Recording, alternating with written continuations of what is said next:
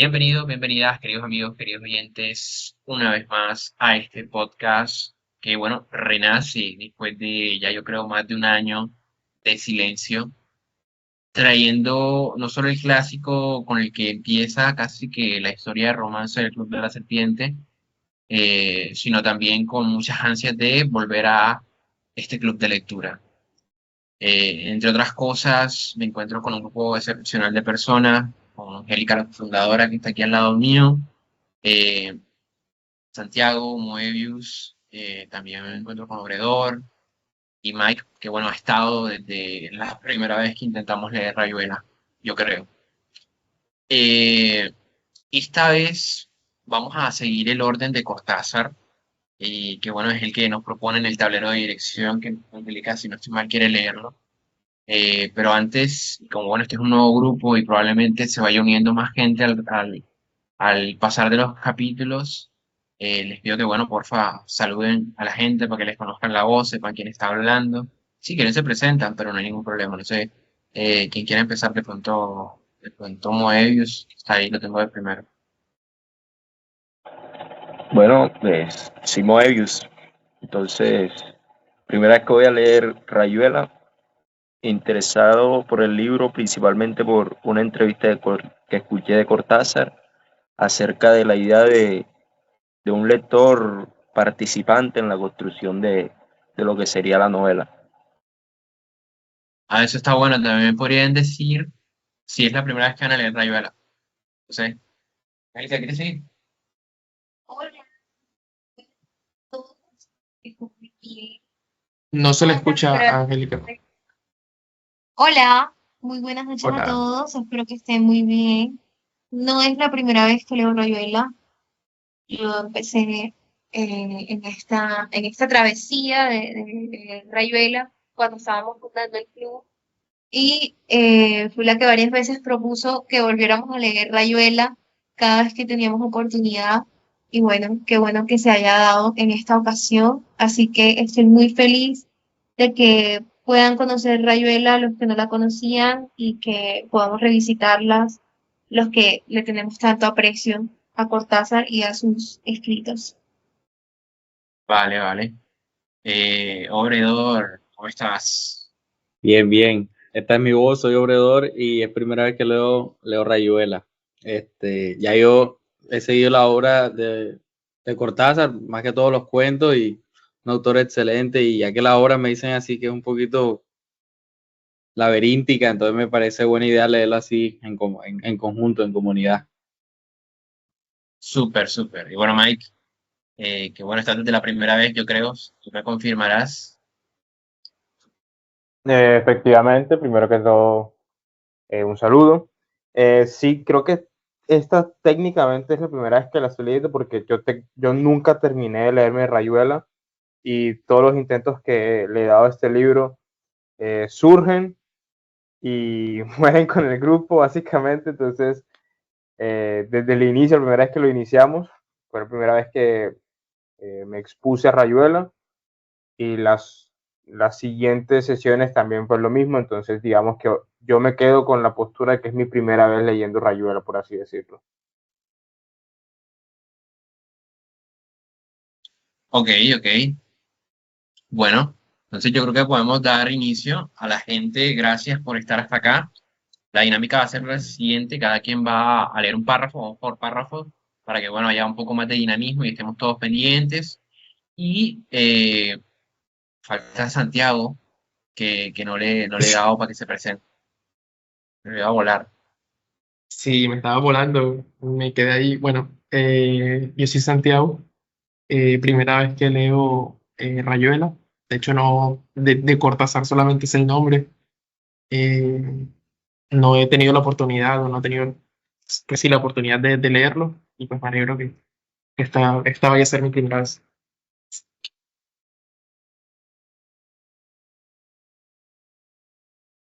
Listo, listo. Ahora sí, vamos a seguir con la cosa. Este, Como les decía, la gente, vamos a ir por capítulos y por párrafos cada quien. Entonces, irán cambiando las voces a lo largo del capítulo. Eh, Yo estoy como encantado con esta idea porque volvemos a esta novela que es espectacular. Bueno, por suerte tenemos la oportunidad de leerla con muchísimas ganas y como decía Obrador en comunidad. Yo creo que probablemente sea buena idea embarcarnos en esta misión juntos. Y nada, yo creo que podemos empezar a leer el tablero de dirección, que son las palabras preliminares de Cortázar, para iniciar esta lectura. A su manera, pero sobre todo el lector, una de las dos posibilidades siguientes. El primer libro se deja leer en forma corriente y termina en el capítulo 56, al pie del cual hay tres vistosas estrellitas que equivalen a la palabra fin. Por consiguiente, el lector prescindirá sin remordimientos de lo que sigue. El segundo libro se deja leer empezando por el capítulo 73 y siguiendo luego el orden que se indica al pie de cada capítulo. En caso de confusión u olvido, bastará con consultar la lista 73.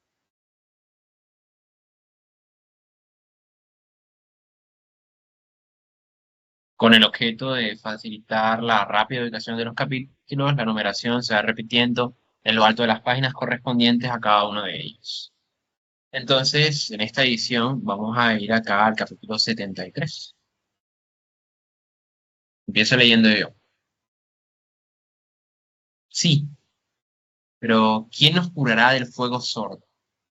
Del fuego sin color que corre al anochecer por la rue de Hochet, saliendo de los portales carcomidos de los parvos zaguanes, fuego sin imagen que lame las piedras y acecha de los vanos de las puertas.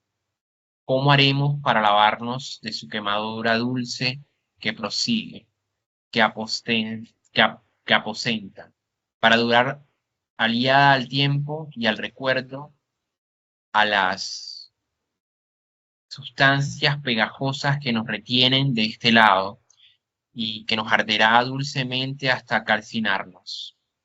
Entonces es mejor pactar como los gatos, los musgos, trabar amistad inmediata con las porteras roncas voces, con las criaturas pálidas y sufrientes que acechan en las ventanas, jugando con una rama seca, ardiendo así sin tregua, soportando la quemadura central que avanza como la madurez paulatina en el fruto, ser el pulso de una hoguera en esta mañana de piedra interminable, caminar por las noches de nuestra vida con la obediencia de la sangre en su circuito ciego.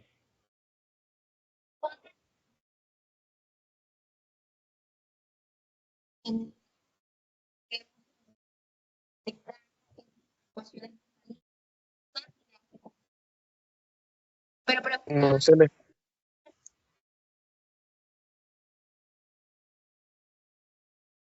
¿cuántas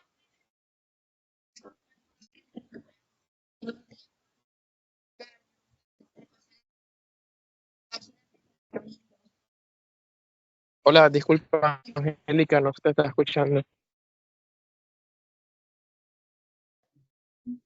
A Alguien está ver, ¿ya hablando, me no se escucha? escucha. ¿No se escucha? Ah, A ti, Angélica no. Hola, No, Angélica. la situación. Angélica, no, espérate. ¿Y ahora? Hola, ¿me escuchan?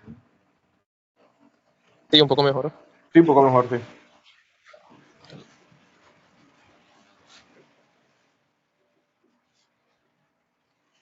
¿Cuántas veces me pregunto si esto no es más que escritura? En un tiempo en que corremos al engaño entre ecuaciones infalibles y máquinas de conformismos. Pero preguntarse si sabremos encontrar el otro lado de la costumbre o si más vale dejarse llevar por su alegre cibernética, ¿no será otra vez literatura? Rebelión, conformismo, angustia, alimentos terrestres, todas las dicotomías, el yin y el yang, la contemplación o el tatikhi, avena arrollada o perdices, faisandés, las caus o mateo. Qué hamaca de palabras, qué dialéctica de bolsillo, con tormentas en pijama y cataclismos de living room. El solo hecho de interrogarse sobre la posible elección vicia y enturbia lo elegible. Que sí, que no, que en este está. Parecería que una elección no puede ser dialéctica, que su planteo la empobrece, es decir, la falsea, es decir, la transforma en otra cosa, entre el yin y el yang. ¿Cuántos eones del sí al no? ¿Cuántos quizás? Todo es escritura, es decir, fábula. Pero, ¿de qué nos sirve la verdad que tranquiliza al propietario honesto? Nuestra verdad posible tiene que ser invención, es decir, escritura, literatura, pintura, escultura, agricultura, piscicultura, todas las turas de este mundo. En uno de sus libros, Morelli habla del napolitano que se pasó años sentado en la puerta de su casa mirando un tornillo en el suelo. Por la noche lo juntaba y lo ponía debajo del colchón. El tornillo fue primero risa, tomada de pelo, irritación comunal, junta de vecinos, signo de violación de los deberes cívicos. Finalmente, encogimiento de hombros, la paz, el tornillo fue la paz.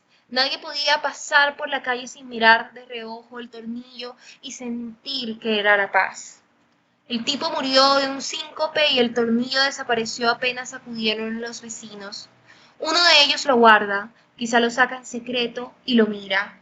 Vuelve a guardarlo y se va a la fábrica sintiendo algo que no comprende, una oscura reprobación. Solo se calma cuando saca el tornillo y lo mira. Se queda mirándolo hasta que oye pasos y tiene que guardarlo presuroso. Morelli pensaba que el tornillo debía ser otra cosa, un dios o algo así. Solución demasiado fácil. Quizá el error estuviera en aceptar que ese objeto era un tornillo por el hecho de que tenía la forma de un tornillo. Picasso toma un auto de juguete y lo convierte en el mentón de un cinocéfalo. A lo mejor el napolitano era un idiota, pero también pudo ser el inventor de un mundo. Del tornillo a un ojo, de un ojo a una estrella. ¿Por qué entregarse a la gran costumbre? Se puede elegir la tura, la invención, es decir, el tornillo o el auto de juguete. Así es como París nos destruye despacio, deliciosamente, triturándonos entre flores viejas y manteles de papel con manchas de vino, con su fuego sin color que corre al anochecer saliendo de los portales carcomidos. Nos arde un fuego inventado, una incandescente tura, un artilugio de la raza, una ciudad que es el gran tornillo, la horrible aguja con su ojo nocturno por donde corre el hilo del Sena. Máquina de torturas como puntillas agonía en una jaula testada de golondrinas enfurecidas. Ardemos en nuestra obra, fabuloso honor mortal, alto desafío del Fénix. Nadie nos curará del fuego sordo, del fuego sin color que corre al anochecer por la rue de la Huchette. Incurables, perfectamente incurables, elegimos por tura al gran tornillo. Nos inclinamos sobre él, entramos en él, volvemos a inventarlo cada día, a cada mancha de vino en el mantel, a cada beso del moho en las madrugadas de la Cour de Rohan. Inventamos nuestro incendio, ardemos de dentro afuera, quizá eso sea la elección, quizá las palabras envuelvan esto como la servilleta, el pan, y dentro esté la fragancia, la harina esponjándose, el sí sin el no, o el no sin el sí, el día sin Manes, sin Hormuz o sin Arimán, de una vez por todas, y en paz, y basta. Bueno, muy bien. Ahí acaba, por curiosidad, solo tuvo 2 párrafos este capítulo. Eso pasará muchas veces probablemente. ¿Qué tal les pareció? ¿Cómo lo sintieron?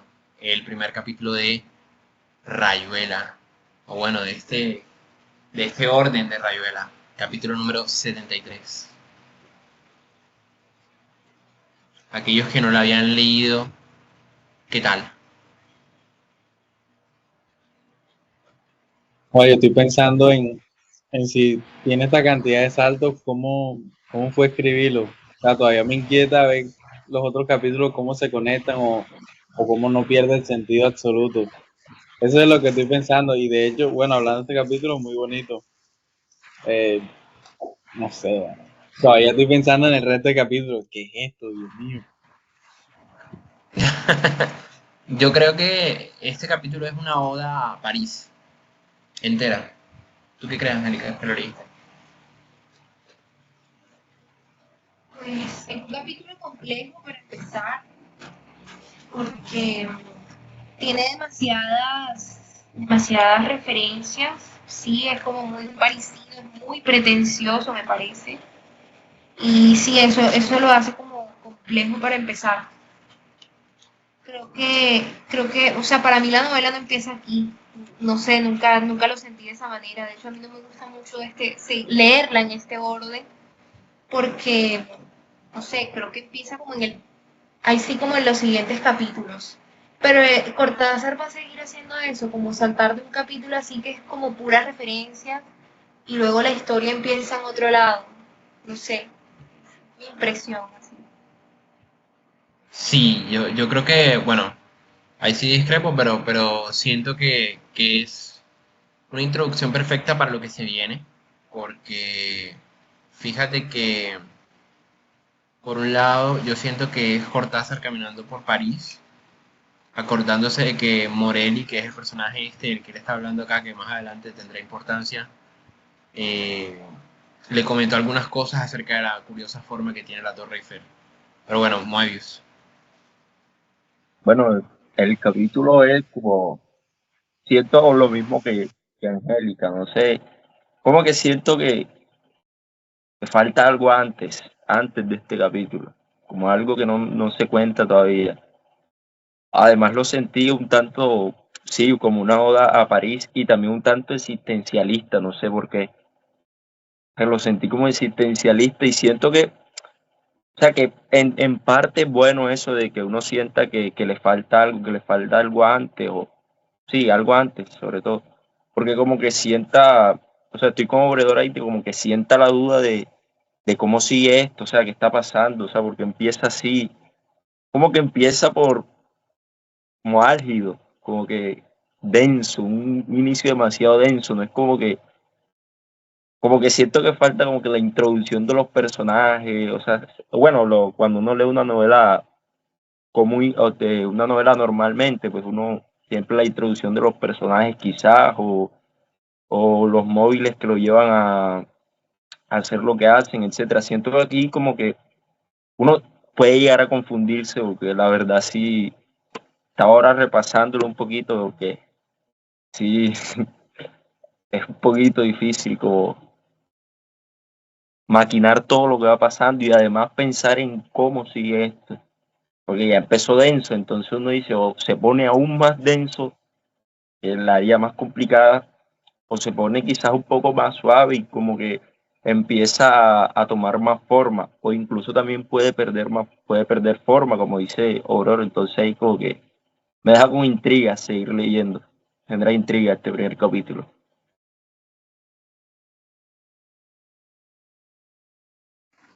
Adelante, Mike. Deja primero que pase Santiago, que alzó la mano. Ah, bueno, dale, dale.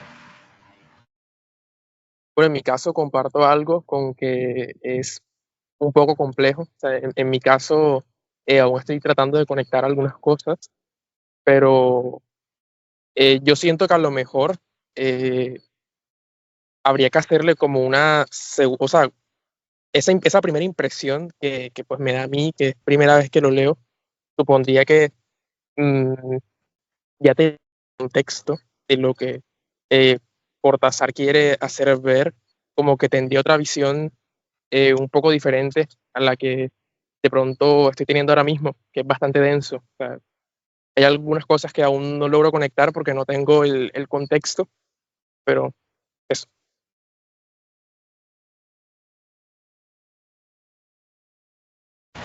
Ok, ok. Interesante apreciación para ser la primera vez que lo lees. Adelante, Mike, ahora sí. Vale. A mí este primer capítulo en su momento me generó muchas dudas, eh, pero ahora, unos años después, porque creo que estamos a 2 años probablemente de haber hecho el primer intento de leer Rayuela, a estos 2 años ese sentimiento de como de curiosidad o de confusión ahora se transforma a una sensación de que pues este primer capítulo, que de por sí no es el primer capítulo, sino que es el capítulo 73, dependiendo del orden en que tú lo quieras leer, es un sentimiento de que este libro es como un antilibro, si me hago entender.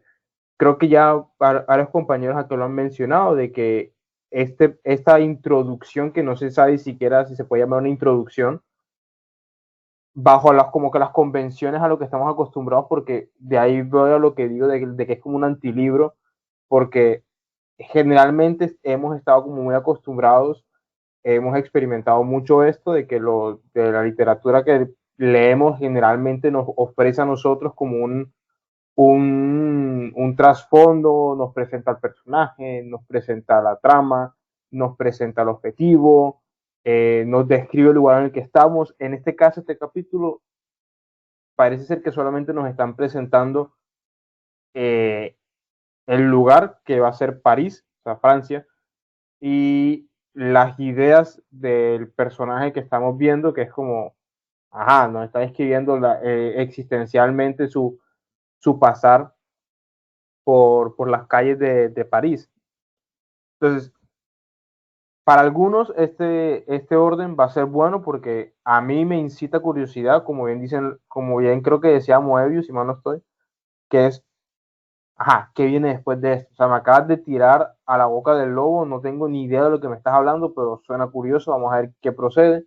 Y para otras personas que, que pues, a lo mejor esto no les gusta, pues lo que les convendrá sería el orden de los capítulos en secuencia. Entonces, como que esa dicotomía hace el libro muchísimo más interesante porque es una dinámica totalmente activa donde cada quien interpreta Rayuela a su forma. Rayuela es un libro que se lee según tú quieras leerlo, porque no es un libro, o no sé, yo no recuerdo si eso una vez lo discutimos, que Cortázar hablaba acerca de que Rayuela la idea es que tú lo leas como se te antoje la gana, o sea, no es una historia, pero que se desarrolla según la imaginación del lector. Y yo creo que este es como que la magia detrás de este libro, porque no hay una única forma de leerlo y por consiguiente no hay una única forma de experimentarlo, dándole un sentido totalmente diferente a lo que estamos acostumbrados con otros tipos de libros donde pues comenzamos en punto A y terminamos en punto B. Aquí Rayuela no es eso, sino que es, es que el punto A es donde yo quiera que sea, si es el punto C, si es el punto D, donde yo quiera que inicie, va a iniciar, y donde yo quiera que termine, termine, pero de que experimento Rayuela lo voy a experimentar, pero voy a sacar algo a mi forma de ser. Entonces, es un muy buen primer capítulo, como dije, pese a que no es un primer capítulo, eh, abre las puertas a lo que es un libro icónico de la literatura latinoamericana. Y 2 años después de haberlo leído, me sigue gustando, me sigue intrigando y espero que en esta edición, pues como vayamos prosiguiendo, ese sentimiento sí se vaya como cultivando y me quede con la buena imagen que siempre he tenido de Rayuela y de la literatura de Cortázar. Excelente, excelente. Vamos entonces a una parte curiosa. Capítulo 1. El capítulo 1 tiene una particularidad. Y es que tiene un epílogo. ¿Quién quiere? Ah, no, mentira, no. Ahora, ¿quién quiere? No, ahora sí hay orden. Ahora le toca a Moebius. Por favor, empieza desde acá.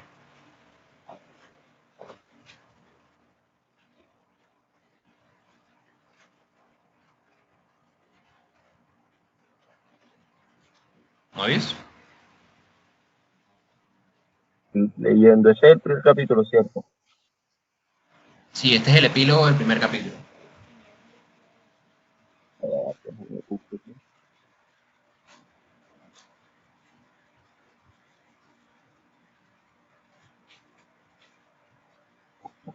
Me perdí esta vaina.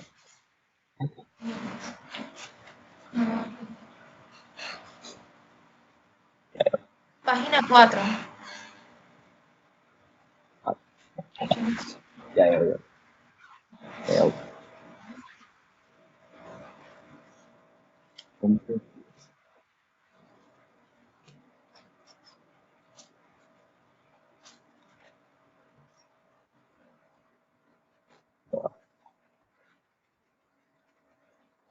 ¿Lo encontraste? ya va, ya va. Esta cosa se perdió. Perdí. Y no puedes leer en la pantalla. Ahí te manda el Sí, más proyecto. bien. Sí, Bueno, en la sí, no, pantalla. la pantalla mejor. ¿Cuál es esto? Lo que está en la pantalla entonces. Y animado de la esperanza de ser particularmente útil a la juventud y de contribuir a la reforma de las costumbres en general, he formado la presente colección de máximas, consejos y preceptos, que son la base de aquella moral universal, que es tan proporcional a la felicidad espiritual y temporal de todos los hombres de cualquier edad, estado y condición que sean, y a la prosperidad y buen orden, no solo de la república civil y cristiana en que vivimos, sino de cualquier otra república o gobierno que los filósofos más especulativos y profundos del orbe quieran discurrir.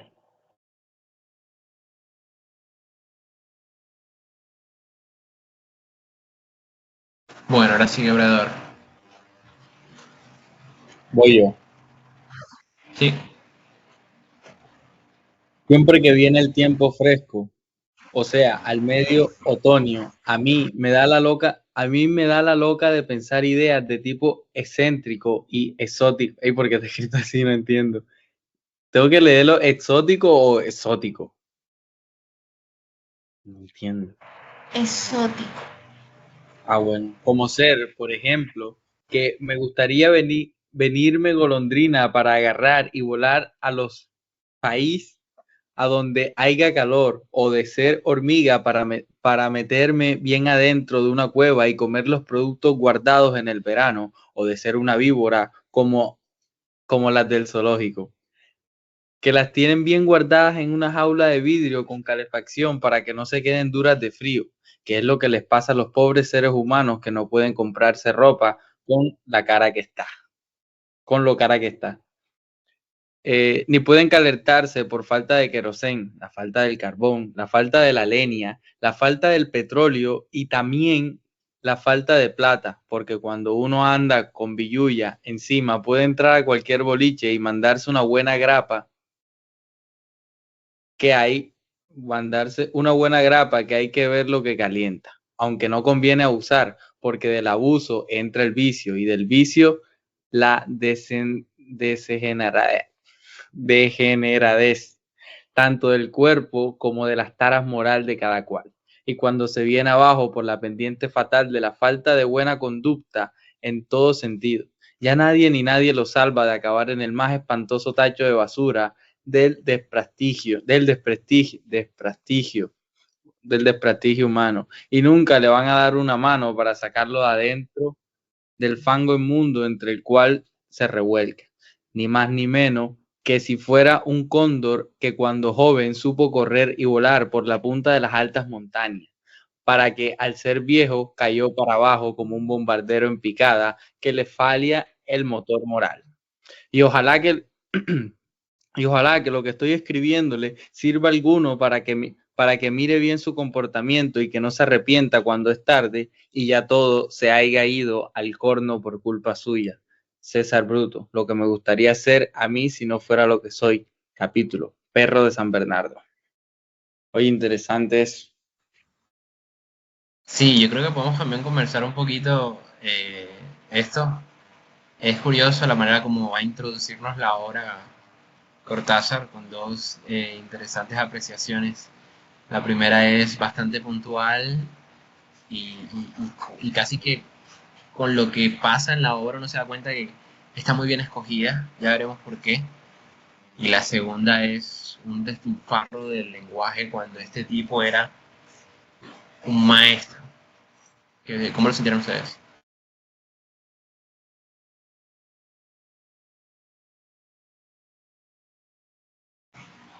A mí me gusta mucho la escritura de porque en realidad es un párrafo muy mal escrito, pero a propósito, y yo no sé ustedes, pero yo lo sentí muy fluido, a pesar de que era la primera vez que lo leía Obredor, y pues le costó un poco porque realmente son palabras ajenas a nosotros no usamos esas expresiones en nuestro hablar cotidiano, diría yo, no sé de dónde es ese argumento, pero aún así es muy interesante, es muy musical y es muy parecido a lo que hace Cortázar con el lenguaje en varios de sus capítulos.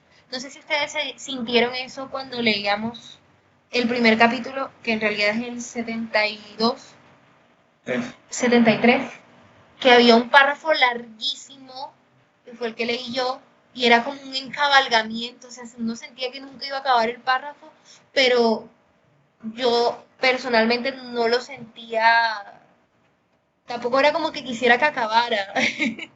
O sea, igual se siente como muy musical. Entonces siento que tiene algo que ver eso ahí, como esa escogencia. Eh, Mike también iba a decir algo. Sí, Hola, Moebius.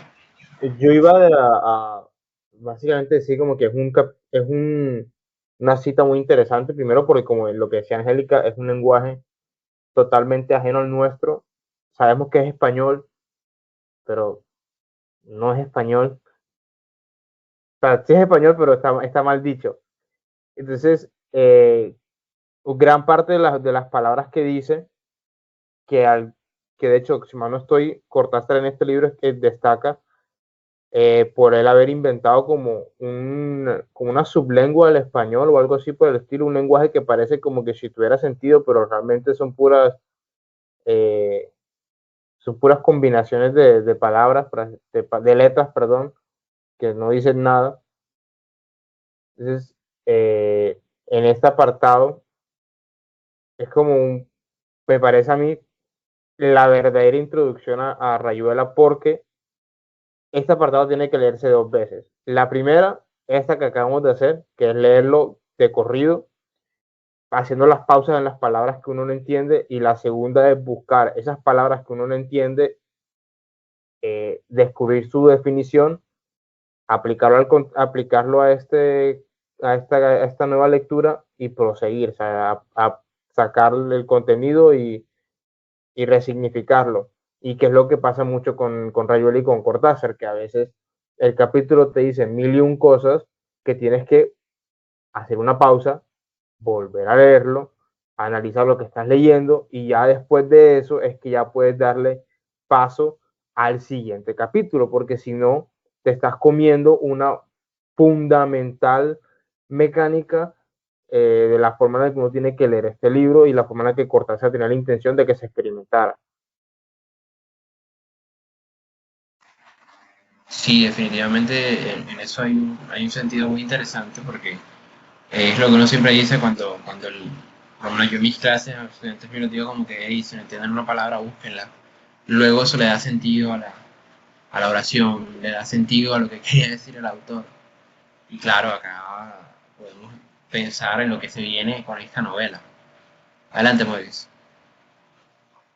Bueno, yo con este párrafo, además o sea, de la ortografía en cuanto a las palabras que están, o sea, desde lo que uno entiende la ortografía, pues están mal escritas. En principio pensé que era una especie de castellano así todo arcaico, de ese que antiguos, pero a medida que lo iba leyendo era como que, o sea, literal, están mal escritas a propósito. Además de que el párrafo es como el que hace Cortázar, que leyó Angélica. O sea, literal, es un párrafo largo que no tiene ni un punto, ni siquiera tiene punto seguido, no hay ni un punto, solamente puras comas. Entonces, como que es bien raro, o sea, es raro leerlo, pero también es raro porque uno, de cierto sentido, uno va leyendo y va encontrándole sentido a todo lo que va diciendo, incluso se da cuenta, y yo entiendo esto como, digamos, como una analogía de lo que es Cortázar, de lo que podría ser el libro, pues según lo que yo he escuchado ya de, bueno, lo que me despertó el interés en mí del libro, pues porque literal aquí él está atropellando con cualquier precepto ortográfico que se tenga y lo está haciendo a propósito, es como que lo hace adrede porque sí, porque quiere y porque también porque puede. Y Cortázar hace lo mismo en cierta forma, Cortázar irrumpe y como que innova, o sea, como que dice, pues, yo no quiero hacer una novela que siga lo que ya está establecido, sino que yo quiero hacer una novela que quizás sean 5 novelas en una, o 10, o quién sabe cuántas novelas en una, que no tenga un solo final, que tenga varios, que no tenga un solo inicio, que tenga diferentes inicios. Entonces siento que esto es como una buena especie de hipnosis así de lo que va a ser la novela, de a lo que invita Cortázar, de como que irrumpir, como que no quedarse cuadriculado, porque al final y al cabo la literatura es eso, la literatura es irrumpir, es tratar de hacer lo que no se ha hecho, que presentar todo de una manera tal que sea innovador siempre, que llame, que invite a la reflexión. Excelente, excelente. Adelante, Santiago. Bueno, hay una cosa, puedes colocar el título un momento. O sea, la parte de abajo, del final, cuando dice, bueno, a mí me llama la atención el título que dice César Bruto, lo que me gustaría ser a mí si no fuera lo que soy. O sea, me parece de una u otra forma que de ahí podemos sacar el por qué está el texto escrito de esa forma. Porque ya, digamos, de que esa persona te está diciendo, o sea, lo que me gustaría ser a mí si no fuera lo que soy. O sea, que a lo mejor esa persona que en ese contexto está hablando como que podría ser si tuviera dinero, si hubiera tales cosas. Entonces es como que parece como un tipo de carta, tal vez, como una persona sin tener, o sea, que no sabe escribir del todo, ya, y entonces está tratando como de expresarse con lo que sabe escribir, pues, o sea, con algunas equivocaciones, a lo mejor, pensaría yo.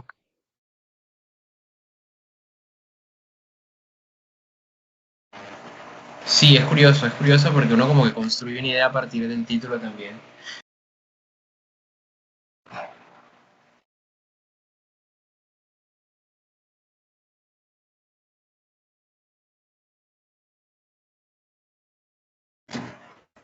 ¿Pobre? Voy. Hey, yo decía que, bueno, César Bruto, no sé si el apellido sugiere, pero o sea, estaba pensando que es como, o sea, parece escrito por un analfabeta, pero es paradójico porque un analfabeta no articularía tan bien, o sea, no fuera tan coherente, entonces es coherente, entonces no sé si el mensaje es que hay personas, o sea, para ese tiempo que el analfabetismo era mucho más común, hay personas analfabetas capaz de darte un mensaje tan importante como este, o no sé, pero es interesante que esté escrito así. Incluso yo cuando lo estaba leyendo, me costaba, por ejemplo, asociar la palabra zoológico, que yo sé que comienza con ZW, entonces no la hallaba en mi cabeza, como, me va a tocar detenerme a ver qué es lo que dice. Eh, Interesante. Esto también supone, o sea, la manera en que está escrito Rayuela, o esto que llevo pensando, ¿cómo alguien llega a concluir, no, voy a hacer un libro así, así? Eso quiere decir que la literatura es longeva y que lleva mucho tiempo existiendo y que a lo largo hemos agotado todos los modos narrativos, todos los recursos y la forma de contar que ya estamos en este punto, en un punto donde hay una novela que tiene capítulos independientes y todos se conectan y no pierde el sentido. Eso es lo que me deja y la expectativa que llevo de este libro por ahora. Oh, me encanta. No pudiste cerrar mejor tu intervención. Oh, me encanta. Bueno, te comento que acertaste. César Bruto fue el seudónimo de un escritor que era poeta, humanista, periodista. De manera un crack, se llamaba Carlos Warnes, era de Argentina. Y bueno, fue conocido ampliamente porque tenía como ese estilo humorístico, como súper caracterizado por la alteración de las palabras o de la ortografía, pero todo eso como súper deliberadamente. Y pues la gramática y otras cosas así como las que vemos en este párrafo, como decía Moebius, se saltan totalmente. Y bueno, ese personaje que es el de César Bruto aparece en 1940 en una revista que se llamaba Cascabel. Y bueno, según él mismo cuenta, debía escribir para una editorial en la que había escasez de papel. Y al no tener ideas, como para escribir corto, presentó un texto que estaba lleno de errores. Y prácticamente dijo que era el hijo enfermo del redactor. Entonces, la ocurrencia esta fue como full bien recibida y entonces así nace este personaje de César Bruto. Así que sí, en efecto, le atinaste. Oigan, yo quería hablar del primer texto que casi no mencionamos. No leímos como la referencia, la voy a leer. Espíritu de la Biblia y moral universal sacada del Antiguo y Nuevo Testamento, escrita en toscano por el abad Martini con las citas al pie, traducida en castellano por un clérigo reglar de la congregación de San Cayetano de esta corte, con licencia Madrid por Aznar 1797. Yo siempre he pensado que Rayuela es como una Biblia. Entonces, esta cita para mí viene perfecta porque también siento que es un poco el espíritu de Rayuela, contribuir un poco a la reforma de la novela como tal. Aquí en el texto hablan de la reforma de las costumbres eh, y hablan como de una colección de máximas, consejos y preceptos y básicamente se me hace que Rayuela es muy también una colección de juegos del lenguaje, porque así como hay capítulos como el que acabamos de leer, que es un capítulo pretencioso, así, esa es mi categoría de capítulo, también hay unos capítulos donde se ve la historia de la maga y de Horacio, que ya los irán conociendo. Ellos no saben quién es esa gente. Bueno, yo no dije quiénes son, simplemente Ah, mencioné nada, los nombres. Y bueno, así también hay capítulos de juegos, hay capítulos como el que mencionaba Mike, que también nos hizo spoiler, en los que se juega mucho con el lenguaje y se inventan idiomas. Entonces, básicamente eso es Rayuela, una colección ahí de ideas, de juegos, de cosas que nos hacen reformar lo que nosotros entendemos como novela. Entonces, también me parece muy pertinente ahí mencionar eso. Súper, súper. Bueno, empecemos de acá, que es la primera parte con la que empieza esto, que es el lado de allá. Hay un lado de allá y un lado de acá en esta novela. El lado de allá, con el que vamos a empezar, prácticamente que no tiene sentido si lo leemos en términos como lo estamos haciendo ahora, porque es en la lectura de Cortázar. Esta frase es: nada mata tanto a un hombre como estar obligado a representar un país. Ya veremos por qué, pero empecemos entonces con el primer capítulo. Adelante, ¿quién seguía ahora? Ya fue Moebius y viene Mike. Eso es. Perfecto, pues. Iniciamos entonces, capítulo 1. Encontraré a la maga. Tantas veces me había bastado asomarme, viniendo por las rutas de Seine, digamos que sí, al arco que da al Quai de Conti, y apenas la luz de ceniza y olivo que flota sobre el río me dejaba distinguir las formas, ya su silueta delgada se inscribía en el pont de Hat, a veces andando de un lado a otro, a veces detenida en el pretil de hierro, inclinada sobre el agua. Y era tan natural cruzar la calle, subir los peldaños del puente, entrar en su delgada cintura y acercarme a la maga que sonreía sin sorpresa, convencida como yo de que un encuentro casual era lo menos casual en nuestras vidas y que la gente que se da citas precisas es la misma que necesita papel rayado para escribirse o que aprieta desde abajo el tubo de dentrífico. Pero ella no estaría ahora en el puente. Su fina cara de translúcida piel se asomaría. Ah, perdón, me salté el párrafo, le tocaba a alguien Bueno, más. sí, Herda, le discúlpenme, toca perdón, a me metí en el papel. Santiago. Le toca a Santiago, sí. Pero ella no estaría ahora en el puente. Su fina cara de translúcida piel se asomaría a viejos portales en el gueto de Marais. Quizá estuviera charlando con una vendedora de papas fritas o comiendo una salchicha caliente en el bulevar de Sebastopol. De todas maneras, subí hasta el puente y la maga no estaba. Ahora la maga no estaba en mi camino y aunque conocíamos nuestros domicilios, cada hueco de nuestras dos habitaciones de falsos estudiantes en París, cada tarjeta postal abriendo una ventanita para que, no sé cómo se lee eso, Irlandais o Max Ernst, contra las molduras baratas y papeles chillones. Aún así, no nos buscaríamos en nuestras casas. Preferíamos encontrarnos en el puente, en la terraza de un café o en un cineclub o agachados junto a un gato en cualquier patio del barrio latino. Andábamos sin buscarnos, pero sabiendo que andábamos para encontrarnos. Oh maga, en cada mujer parecida a vos. Ah, ¿qué pasó? En cada mujer parecida a vos se agolpaba como un silencio ensordecedor, una pausa filosa y cristalina que acababa por derrumbarse tristemente como un paraguas mojado que se cierra. Justamente un paraguas. Maga, ¿te acordarías quizá de aquel paraguas viejo que sacrificamos en un barranco del Parque Monsoris un atardecer helado de marzo?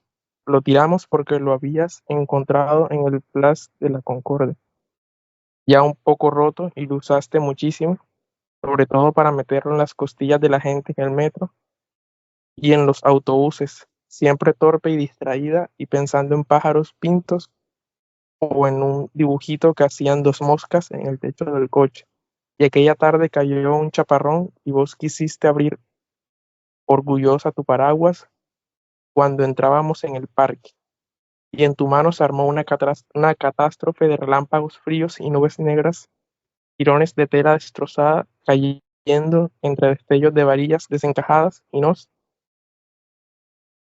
bueno, y nos reíamos como locos mientras nos empapábamos pensando que un paraguas encontrado en una plaza debía morir dignamente en un parque y no podía entrar en el ciclo innoble del tacho de basura o del cordón de la vereda. Entonces yo lo arrollé lo mejor posible. Lo llevamos hasta lo alto del parque, cerca del puentecito sobre el ferrocarril, y desde allí lo tiré con todas mis fuerzas al fondo de la barranca del césped mojado, mientras vos proferías un grito donde vagamente creí reconocer una imprecación de Walkiria. Y en el fondo del barranco se hundió como un barco que sucumbe al agua verde y procelosa, a la mer, bueno, no sé cómo leer eso que está en Espérate, francés. ya te lo traduzco. Dame un momentico. Vale. La traducción es: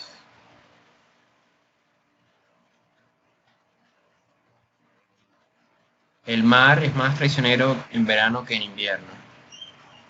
Ok. A la hora perfida, maga según enumeraciones que detallamos largo rato, enamorados de Joinville y del parque abrazados y semejantes árboles mojados o actores de cine de alguna pésima película húngara, y quedó, en- y quedó entre el pasto mínimo y negro, como un insecto pisoteado, y no se movía. Ninguno de los resortes se estiraba como antes. Terminado, se acabó, oh maga, y no estábamos contentos. ¿Qué venía yo a hacer al Pont de Sants? Me parece que ese jueves de diciembre tenía pensado cruzar a la orilla derecha y beber vino en el cafecito de la Rue de los Lenombras, donde la Madame Leoni me mira la palma de la mano y me anuncia viajes y sorpresas. Nunca te llevé a que la Madame Leoni te mirara la palma de la mano. A lo mejor tuve miedo de que leyera en tu mano alguna verdad sobre mí, porque fuiste siempre un espejo terrible, una espantosa verdad sobre mí. Ah, no, una máquina de repeticiones.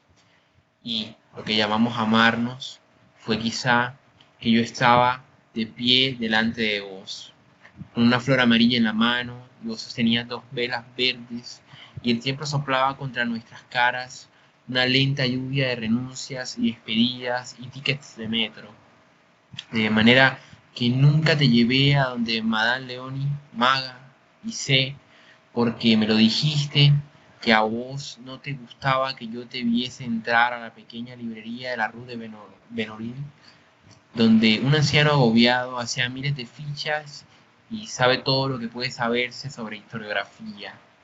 Ibas allí a jugar con un gato y el viejo te dejaba entrar y no te hacía preguntas, contento de que a veces te alcanzaras algún libro de los instantes más altos, y te calentabas en su estufa de un gran caño negro y no te gustaba que yo supiera que ibas a ponerte al lado de esa estufa.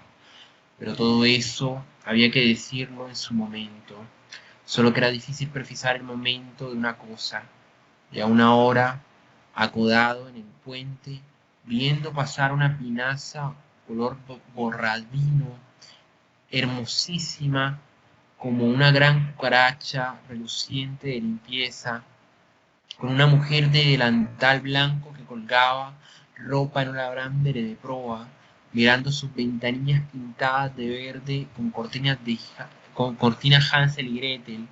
A una hora, maga, me preguntaba si este rodeo tenía sentido, ya que para llegar a la Rue des Lombrats hubiera convenido cruzar más por el Pont Saint-Michel o el Puy de Change, pero si hubieras estado ahí como tantas otras veces, yo habría sabido que el rodeo tenía un sentido, y ahora en cambio evidencia mi fracaso llamándolo rodeo. Era la cuestión después de subirme el cuello de la canadiense, de seguir por los muelles hasta llegar a esa zona de grandes tiendas que se acababa en Chaletet, pasar bajo la sombra violeta de la Tour Saint-Jacques y subir por mi calle pensando que no te había encontrado y en Madame Leonie. Sé que un día llegué a París. Sé que obtuve un tiempo viviendo de prestado, haciendo lo que otros hacen y viendo lo que otros ven. Sé que salías en un café de la Rue Chermy y que nos hablamos y que nos hablábamos. Hablamos. Esa tarde todo anduvo mal, porque mis costumbres argentinas me prohibían cruzar continuamente de una vereda a otra para mirar las cosas más insignificantes en las vitrinas apenas iluminadas de unas calles que ya no recuerdo. Entonces te seguía de mala gana, encontrándote petulante y malcriada, hasta que te cansaste de no estar cansada y nos metimos en un café del Bullmich y de golpe, entre dos medialunas, me contaste un gran pedazo de tu vida. ¿Cómo podía yo sospechar que aquello que parecía tan mentira era verdadero? Un Figari con violetas de anochecer, con caras lívidas, con hambre y golpes en los rincones. Más tarde te creí, más tarde hubo razones, hubo Madame Leonie, que mirándome la mano que había dormido con tus senos, me repitió casi tus mismas palabras. Ella sufre en alguna parte, siempre ha sufrido, es muy alegre, adora el amarillo, su pájaro es el mirlo, su hora la noche, su puente el pont des Arts. Una pinaza color borrabino, magra. ¿Y por qué no nos habremos ido en ella cuando todavía era tiempo? Sigue. ¿Quién sería? Moebius, no, sí, Moebius. Y mira que apenas nos conocíamos y ya la vida urdía lo necesario para desencontrarnos minuciosamente. Como no sabías disimular, me di cuenta enseguida de que para verte como yo quería, era necesario empezar por cerrar los ojos. Y entonces primero cosas como estrellas amarillas, moviéndose en una jalea de terciopelo. Luego saltos rojos del humor y de las horas. Ingreso paulatino en un mundo maga que era la torpeza y la confusión, pero también helechos con la firma de la araña Click. El circo miró los espejos de ceniza de Vieira da Silva, un mundo donde te movías como un caballo de ajedrez que se moviera, como una torre que se moviera, como un alfil. Y entonces en esos días íbamos a los cineclubs a ver películas mudas, porque yo con mi cultura, no es cierto, y vos pobrecita no entendías absolutamente nada de esa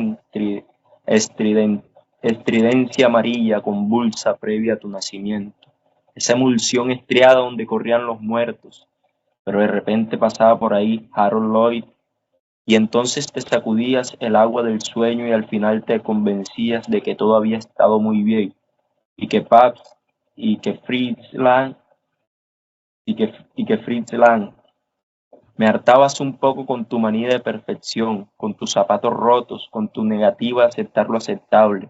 Comíamos hamburgers en Carrefour de Leodeón y nos, y nos íbamos en bicicleta a Montparnasse, a cualquier hotel, a cualquier almohada, pero otras veces seguíamos hasta la Porte de Orleans.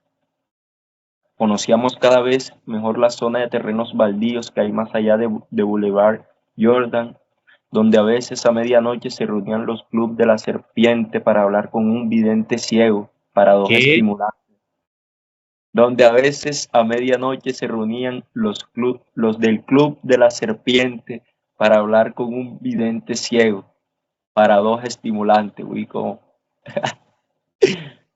dejábamos las bicicletas en la calle y nos internábamos de a poco, parándonos a mirar el cielo porque esa es una de las pocas zonas de París donde el cielo vale más que la tierra. Sentados en un montón de basura fumábamos un rato y la maga me acariciaba el pelo, canturreaba melodías ni siquiera inventadas, melopías absurdas cortadas por suspiros o recuerdos. Yo aprovechaba para pensar en cosas inútiles, métodos que habían pensado a practicar años atrás en un hospital y que cada vez me parecían más fecundos y necesarios.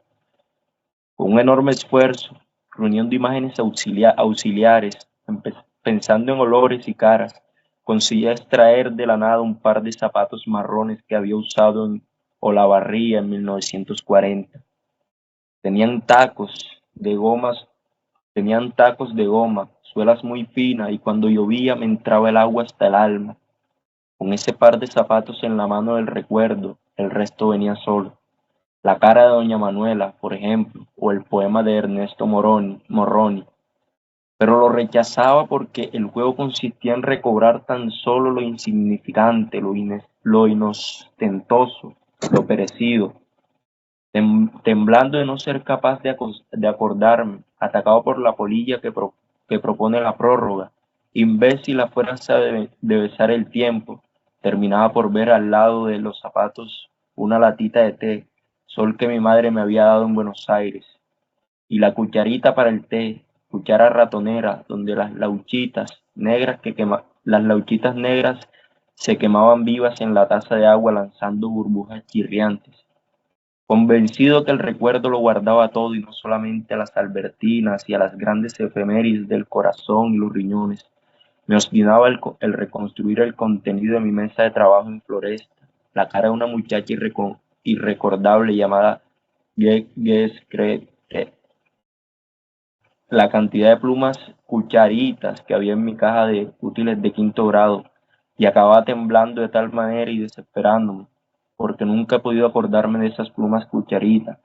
Sé que estaban en cajas de útiles, en un compartimento especial, pero no me acuerdo de cuántas eran ni puedo precisar el momento justo en que debieron de ser 2 o 6. Hasta que la maga, besándome y echándome en la cara el humo de cigarrillo y su aliento caliente me recobraba y nos reíamos. Empezábamos a andar de nuevo entre los montones de basura en busca de los del club. Ya para entonces me había dado cuenta de que buscar era mi signo, emblema de los que salen de noche sin propósito fijo, razón de los matadores de brújulas. Con la maga hablamos de parafísica hasta cansarnos, porque a ella también le ocurría, y nuestro encuentro era eso, y tantas cosas oscuras como el fósforo. Caer de continuo en las excepciones, verse metida en casillas que no eran las de la gente, y esto sin despreciar a nadie, sin creernos maldorores en liquidación ni Melmons privilegiadamente errantes. No me parece que la luciérnaga extraiga mayor suficiencia del hecho incontrovertible de que es una de las maravillas más fenomenales de este circo, y sin embargo basta suponerle una conciencia para comprender que cada vez que se encandila la barriguita el bicho de luz debe sentir como una cosquilla de privilegio. De la misma manera a la maga le encantaban los líos inverosímiles en que andaba metida siempre por causa del fracaso de las leyes de su vida. Era de las que rompen los puentes con solo cruzarlos, o se acuerdan llorando a gritos de haber visto en una vitrina el 10º de lotería que acaba de ganar 5 millones. Por mi parte ya me había acostumbrado a que me pasaran cosas modestamente excepcionales y no encontraba demasiado horrible que al entrar en un cuarto a oscuras para recoger un álbum de discos sintiera bullir en la palma de la mano el cuerpo vivo de un 100 pies gigantes que había elegido dormir en el lomo del álbum. Eso, y encontrar grandes pelusas grises o verdes dentro de un paquete de cigarrillos, u oír el silbato de una locomotora exactamente en el momento y el tono necesario para incorporarse, es oficio a un pasaje de una sinfonía de Ludwig van, o entrar a una pasotier de la Rue de Médicis y ver a un hombre que orinaba aplicadamente hasta el momento en que, apartándose de su compartimiento, giraba hacia mí y me mostraba, sosteniéndolo con la palma de la mano como un objeto litúrgico y precioso, un miembro de dimensiones y colores increíbles, y en el mismo instante darme cuenta de que ese hombre era exactamente igual a otro, aunque no era el otro, que 24 horas antes, en la Salle de Geografía, había disertado sobre tótems y tabúes, y había mostrado al público, sosteniéndolos precisamente en la palma de la mano, bastoncillos de marfil, plumas de pájaro lira, monedas rituales, fósiles mágicos, estrellas de mar, pescados secos, fotografías de concubinas reales, ofrendas de cazadores, enormes escarabajos embalsamados que hacían temblar de asustada delicia a las infaltables señoras. Mike, En fin, no es fácil hablar de la maga que a esta hora anda seguramente por Belleville o Pantin, mirando aplicadamente el suelo hasta encontrar un pedazo de género rojo. Si no lo encuentra, seguirá así toda la noche.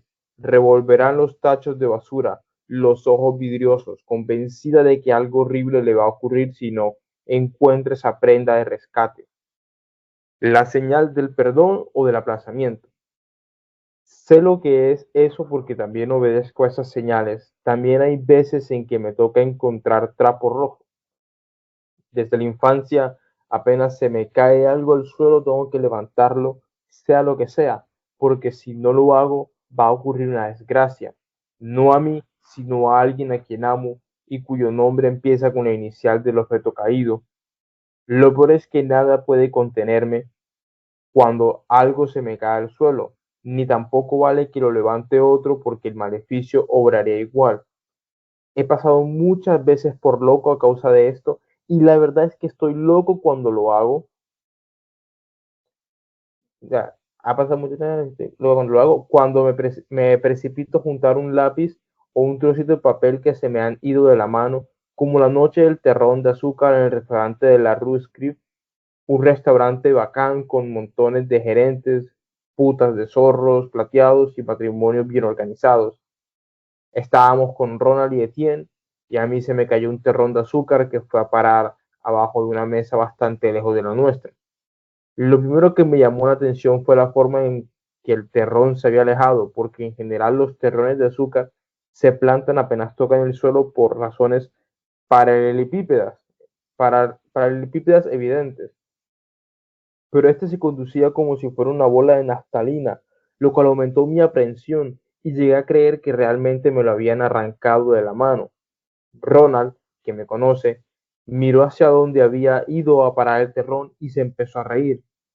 Eso me dio todavía más miedo, mezclado con rabia. Un mozo se acercó pensando que se me había caído algo precioso, una Parker o una dentadura postiza, y en realidad lo único que hacía era molestarme. Entonces, sin pedir permiso, me tiré al suelo y empecé a buscar el terrón entre los zapatos de la gente que estaba llena de curiosidad, creyendo, y con razón, que se trataba de algo importante. En la mesa había una gorda pelirroja, otra menos gorda pero igualmente putona y dos gerentes o algo así. Lo primero que hice fue darme cuenta de que el terrón no estaba a la vista y eso que lo había visto saltar hasta los zapatos, que se movían inquietos como gallinas. Para peor el piso tenía alfombra, y aunque estaba asquerosa de usada el terrón, se había escondido entre los pelos y no podía encontrarlo. El mozo se tiró del otro lado de la mesa y ya éramos dos cuadrúpedos moviéndonos entre los zapatos gallina que allá arriba empezaban a cacarear como locas. El mozo seguía convencido de la Parker o el Luis de Oro y cuando estábamos bien metidos debajo de la mesa, era una especie de gran intimidad y penumbra y él me preguntó, yo le dije, puso una cara que era como para pulverizarla con un fijador, pero yo no tenía ganas de reír. El miedo me hacía una doble llave en la boca del estómago y al final me dio una verdadera desesperación. El mozo se había levantado furioso y empecé a agarrar los zapatos de las mujeres y a mirar si debajo del arco de la suela no estaría agazapado el azúcar. Y las gallinas cacareaban, los gallos gerentes me picoteaban el lomo, oía las carcajadas de Ronald y de Etienne mientras me movía de una mesa a otra hasta encontrar el azúcar escondido detrás de una pata. Segundo Imperio. Y todo el mundo enfurecido, hasta yo con el azúcar apretado en la palma de la mano, sintiendo cómo se mezclaba con el sudor de la piel, cómo asquerosamente se deshacía en una especie de venganza pegajosa, esa clase de episodios todos los días. Y listo, se acaba el segundo capítulo de Rayuela. ¿Qué tal? Oredor, que tienes ahí la mano levantada hace rato. ¿Qué tal te pareció? Ahí tengo la mano levantada. No. Bueno, igual iba a decir que se me hizo surrealista, no sé qué están leyendo, qué estamos leyendo. No, igual interesante, está escrito de un modo que quiere seguir leyendo. Lo del man allá, del miembro, y luego el Totem y o sea, que está hablando de reliquias, no sé cómo conecta todo eso y no sé qué tiene que ver, pero me permito continuar confundido. Ok, perfecto. Bueno, yo pensé que ibas incluso a mencionar lo que resalté exclusivamente para ti, que es esta Ey, frase.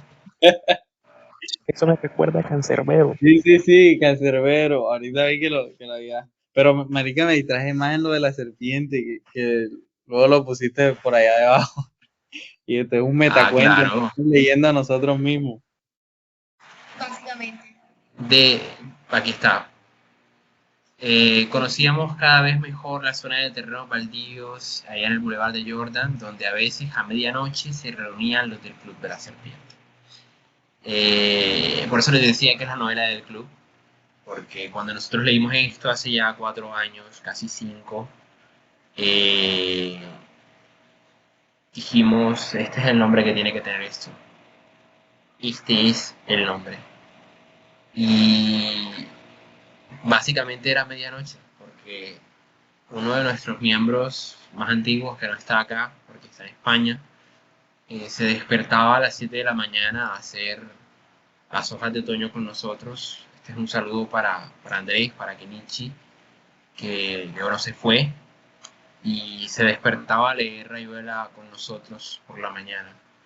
Entonces de ahí que sea uno tan importante este espacio, que es un compromiso, pero al mismo tiempo es como un homenaje a esos tiempos de inicio del club y por eso digo que es menester que terminemos la novela.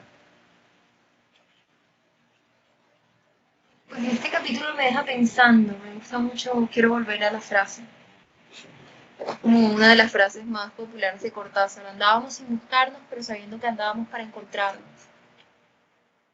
Yo siento que todo el viaje de estar en París implicaba eso, no planificar.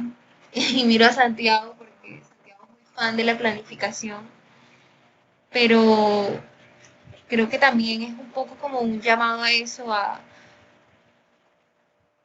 desatender un poco el destino, a ver si el destino igual termina encontrándonos. No sé, es una idea interesante para estos días en los que todo está como tan extremadamente organizado y tenemos teléfonos y ya no necesitamos buscarnos mucho porque con un mensaje de texto basta para encontrarnos. Antes las cosas no funcionaban así y creo que ese movimiento del mundo permitía también muchas cosas porque cada encuentro era como una especie de bendición que te estaba dando el destino por permitirte encontrarte con esa persona al hecho de no estar planificado. Entonces, esa frase me deja pensando, no sé ustedes qué opinan al respecto. A mí este capítulo, sabes que son como tres partes que tiene, me parece. Aquí yo siendo Cortázar, hubiera hecho tres capítulos de ese solo capítulo, no por la extensión, sino por las tres cosas que cuenta. O sea, en un principio él está intentando encontrar a la maga. De hecho, esa es la primera pregunta. ¿Encontraría a la maga? Y incluso se encuentra, al final sabemos que con estos dos, con Etienne y con este man, que bueno, son otros dos miembros del Club de la Serpiente, que terminan por esta cómica escena que me da mucha risa siempre, de Horacio buscando un cubo de azúcar debajo de la mesa y el mozo y todo el mundo ahí como al lado buscándolo. Pero bueno, Moebius, adelante. Bueno, el capítulo sí me gustó. Es como todo poético. Es como que la maga no está, pero uno siente que la maga está ahí. Y es como que me gusta eso, me gusta que literal todo lo que va pasando, él en cierta manera lo relaciona con algo que vivió con maga, con la maga. Entonces, es como que me gusta porque la maga está presente en todo, y es como que él resalta todo de la maga y esa parte, la parte del restaurante es chistosa, pero es chistoso cómo él lo relaciona, o sea, llega a eso, pero recordando a la maga y siento también que el personaje, que hasta el momento no entiendo que no sé si es Cortázar o cómo se llama el personaje todavía, el personaje principal, eh, pero entiendo que el tipo conoce demasiado a la maga. Y en la escena del restaurante, como que, bueno, en la parte del restaurante como que se nota, porque él dice que si la maga no encuentra algo, pues no va a poder dormir. Y él la entiende, porque de cierta forma él es así. Entonces como que me da esa sensación de que bueno, para este capítulo me suena más como una carta así, de alguien que está lejos hacia alguien que ama, que le está y como demostrándole que en cada rincón, cada momento, cada situación en la que atraviesa, de cierta manera, no la vive solo, sino que la vive con ella, porque al final de cuentas ella es parte como primordial de él, como que lo complementa. Entonces, como que, y a la vez es triste porque la frase decía como, la frase como que la vida en cierta manera propendía eso, el desencuentro entre ellos, como que lo unía, o sea, como que eso, ellos no estaban unidos, pero siempre la vida estaba tirando hacia el desencuentro de ellos dos como tal. Entonces, me gustó bastante este capítulo, la verdad. Pero todavía sigo como teniendo bastante dudas, porque este no conecta mucho con el 73, entonces quiero ver más. Ok, bueno, no sé, Santiago, ¿a ti qué te pareció?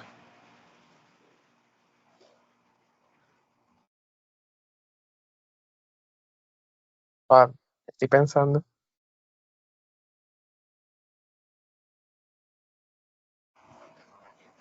Bueno, mientras piensas, a mí me gustaría decir que yo sí estoy muy de acuerdo con la decisión de Cortázar de hacer todo ese despliegue en un solo capítulo, porque básicamente siendo como si él estuviese nuevamente encabalgando la historia, o sea, pasando de un punto a otro, saltando como si estuviese en una rayuela.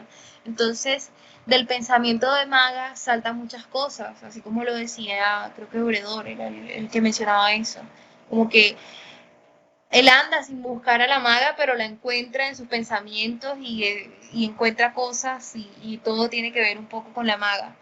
Y sí, hay como una suerte de obsesión de Horacio por la maga. Básicamente eso es lo que se ve como a lo largo del libro. Pero, no sé, esa obsesión también tiene algo de enfermizo y algo de menosprecio. No sé si alguno notó eso en el capítulo. Me gustaría preguntarles eso antes de comentar mi impresión.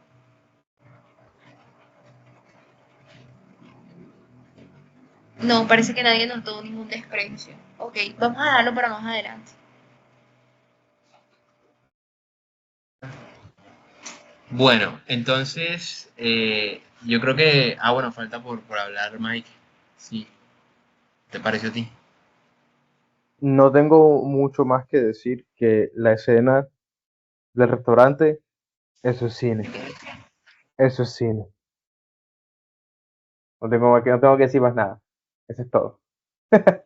Es cine. ¿Se En acuerdan efecto, que una vez en el grupo creo que preguntaban cómo era una persona con TOC? Creo que en alguna de nuestras reuniones alguien lo preguntó y yo intentaba como describirles más o menos lo que implicaba el TOC. Bueno, básicamente esta es una muy buena descripción de eso. No sé si Mike me apoyas. Básicamente es algo así, como una necesidad imperiosa de hacer algo porque si no alguien va a morir. Algo así funciona. Me gusta mucho Totalmente de eso, acuerdo. ese trasfondo que hay ahí como un poco, sí, está muy latente ahí. En efecto, yo creo que, bueno, podemos dejarlo por acá, este primer acercamiento a Rayuela, después, bueno, este tercer acercamiento a Rayuela, pero primero de este año 2025. Bueno, avanzamos 2 capítulos. Yo creo que ahí iremos cogiendo ritmo a medida de que vayamos conversando y que bueno, pueda venir la gente también que maneja mucho más rápido el francés que yo, eh, para bueno, ir pronunciando mejor con el tiempo, ir aprendiendo mejor con el tiempo y sabiendo un poco cómo el contexto es, por qué ciertas palabras él las pone dentro de la historia, y como verán y esto es lo que no le gusta a Gerardo, que es un escrito bastante europeo. O sea, si uno le presentan esto, si no es por los modismos como el vos o algunas expresiones muy latinoamericanas que utiliza nuestro personaje hasta ahora, uno no sabría si esta novela incluso puede ser una traducción de alguien que haya escrito en inglés o en francés. eh, y esta idea es muy chévere porque es como que uno está leyendo una de las obras magnas de la literatura latinoamericana, pero al mismo tiempo no parece.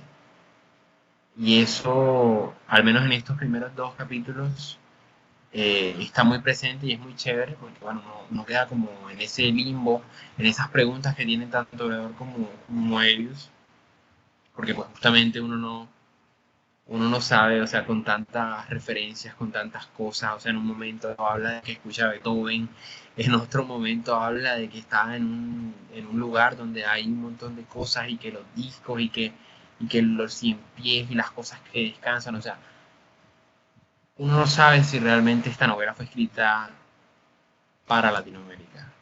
Y bueno, es un juegazo esta novela. Y nada, yo no sé si quieren dar una última apreciación antes de despedirnos. eh, y a la gente también que está acá. Pues yo creo que sí está escrita para Latinoamérica. Yo creo que de hecho es el sueño húmedo de muchos latinoamericanos, precisamente porque a quién podría interesarle tanto saber cómo son las peripecias de un argentino o de un latinoamericano en París, como precisamente a los latinoamericanos que son tan eurocentristas. Y chismoso. Sí, y que aquí básicamente ese era el sueño del club, vivir allá, vivir esa experiencia, ser uno de esos desocupados del club, ese supuesto estudiante de París, como lo... Falso estudiante. Falso estudiante, exactamente. Yo no sé si ya eso haya pasado de moda o qué, pero si era Santiago, yo misma, Julián, Kenichi, todos lo que soñábamos cuando ideamos el club era, era ser como ellos. Entonces sí, o sea, yo creo que somos el público objetivo de esta novela. Y bueno, ahora que hemos crecido un poco, eso ha cambiado. Ya capaz y no sentimos la misma fascinación de siempre por París y pues hemos visto como que tienen unos lados que no son tan interesantes. Pero sí, básicamente yo creo que somos el público objetivo de esa novela. Adelante, Mobius. Bueno, yo me voy con la sensación de haber leído dos cuentos absolutamente diferentes. Con la única, quizás en el estilo de escritura, o sea, como la escritura como tal, sí encuentro, o sea, como que se encuentran similitudes. Y en la referencia a Moroni. Pero si, o sea, si me presentan esos dos escritos por separado y nadie me dice que es Rayuela, yo digo que son dos cuentos completamente diferentes, o uno es un poema y el otro es una disertación, un ensayo, quién sabe qué. Pero por el momento, como que la conexión todavía no está tan clara. O por lo menos yo siento que son, por el momento, siento así. Vale, vale. ¿Alguien más quiere dar su impresión?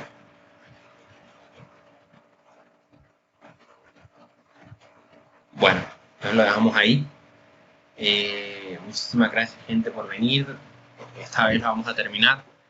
Vamos con muy buen augurio. Vamos al capítulo 2 la próxima semana. Y nada, muchísimas gracias por estar acá, la gente que se quedó en el podcast también. Nos vemos la próxima semana. Muchísimas gracias por leer y escuchar. Y perdonen los errores de pronunciación. Iremos mejorando con el tiempo. Muchísimas gracias y por favor, gente, despídanse. Chao, muchas gracias. Chao. Chao, hasta luego. Adiós. Chao, chao. Ay, se fueron enseguida. No era con la gente, pero bueno, está bien. Chao, pues.